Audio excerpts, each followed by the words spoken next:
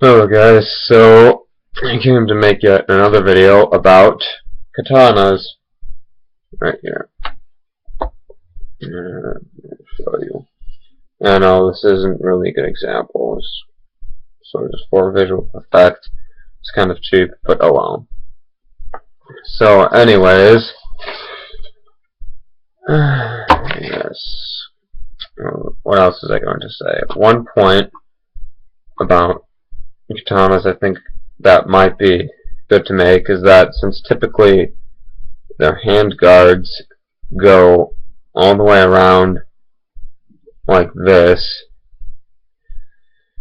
is that it sort of makes it well balanced like this. It kind of makes it good to parry, you know, and that's one positive that most European swords don't have a guard going all the way around, though some, like mine, my longsword has the extra loop thing, whatever you call it. I know the cross guard has an extra loop which goes on both sides, so that definitely helps, you know, balance it this way out a bit. But with the katana, you can go anywhere like this, and also it gives more protection for, you know, my hand sitting back here. It protects all the way around like that. However, it doesn't go out as much, and it doesn't protect as far of a range. So that's one thing about the katanas. And then some, of course, don't have this rounded out thing. Some have square guard. I don't know what they call it. I know there's some Japanese word. In Europe, it's typically called a cross guard, but that's because of religious reasons and stuff that they call hand guards on European swords cross guards. But anyways, but also I notice a lot of people when they talk about katanas, they say that they all look the same. I've heard people say that, or they all look the same. It's really not true. Like some, like I said, some have square cross guards, others have round. Some of them are straighter than others, whereas, you know, some of them are more curved. I think this one's more curved. And obviously they have, you know, like different colored handles and things, so they really do not all look the same. Although it is true that with European swords there are broader categories. So a long sword, basically they're short swords, long swords, and great swords, and then they all kind of, you know, they kind of fit into their own category. And of course you can go more specific into like bastard swords and areas like that, but really when you think about it, with the katana there's more variation. Like they have the katana as well as the ninjutsu, which I think is supposedly like, I think it's just a straight blade, and I think it's typically a bit shorter than the katana, though the katana typically isn't very long anyway. They do make katana-like swords that are a bit longer, like they have varying lengths, obviously. Once on the internet I saw a guy with like a 6-foot long katana, which is pretty awesome. But yeah.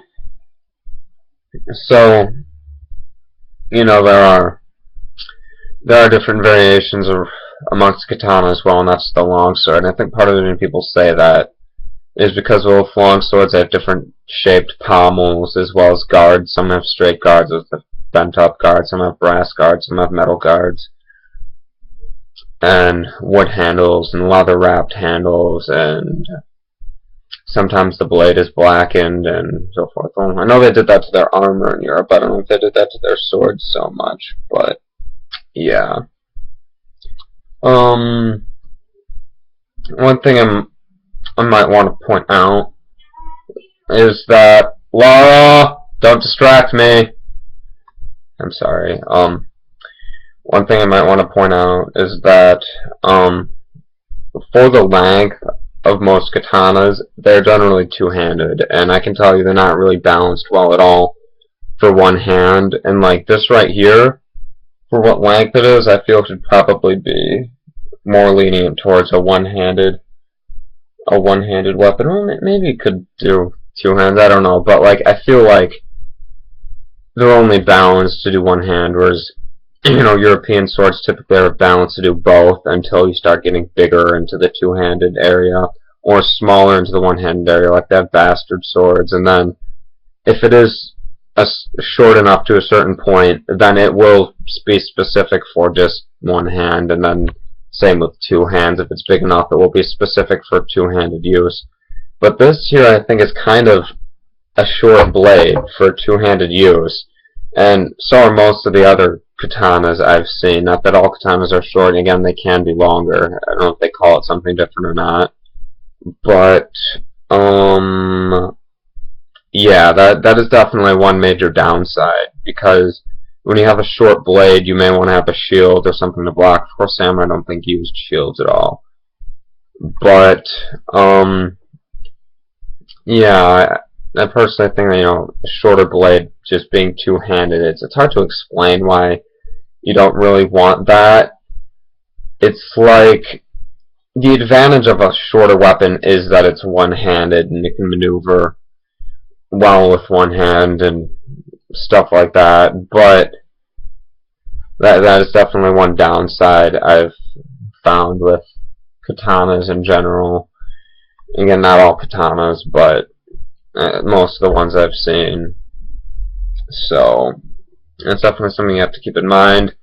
And again, as I said before, like, people like to say that the katana is the perfect weapon, that it's the best, and it's better than anything else, and it's just way better than European swords, and they build up a bunch of hype. Really, all of this is hype, and hype ruins a lot of things, because instead of enjoying it for how good it actually is, you're just enjoying it because everyone says it's really good. And I feel like hype kind of has ruined the katana. It's not that it's a bad sword, but it's not the best sword, or it's not as good as people build it up to be. You see what I'm saying? Most swords throughout history are good swords, or have been decent, especially into the Steel Age. There's no such thing as, quote-unquote, the best sword. It all depends on what you need it for and what you're doing, or what you're using, but again, it's a decent sword, it's pretty good. There's nothing wrong with the katana, I don't think. It all depends what your preference is and what you like. So, I guess that's all I have to say about the katana. Well, auf Wiedersehen.